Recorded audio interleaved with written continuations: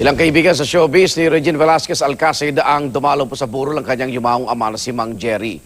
Ayon sa Asia Songbird, alay niya ang kanyang pina-Valentine concert sa kanyang ama. May live report si Atina Imperial.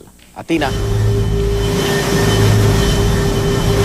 Yes, Igan, hitik nga sa mga bulaklak na inialay para kay Mang Jerry ang ama ng Asia Songbird na si Miss Regine Velasquez Alcacid. Ito nga kapila nitong Manila Memorial Park dito sa Bulacan. Patunay na lamang ito na maraming nagmamahal kay Mang Jerry at sa kanyang pamilya.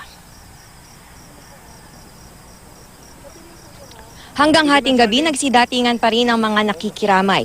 Kagabi, dumating ang singer na si Jose Marichan na naka-duet ni Miss Regine Velasquez sa 90s hit na Please Be Careful With My Heart. Dumating din ang mga kaibigan ni Regine at ng kanyang mister na si Ogie Alcacid. Kabilang na riyan ang concert king na si Martin Rivera, Gabby Eigenman at si Jaya. Ayon kay Regine, mahirap para sa kanyang tanggapin ang pagpanaw ng numero 1 niyang tagahanga. Pinipilit daw ni Regine na hindi maging emosyonal, lalo pat may nalalapit itong concert na hindi raw palalagpasin ng ama kung ito ay nabubuhay pa.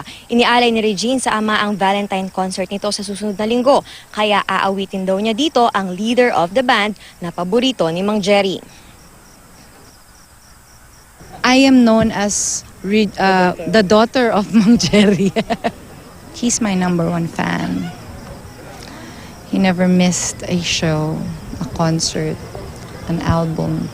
Ang prayer ko is for me to be able to do the concert without crying.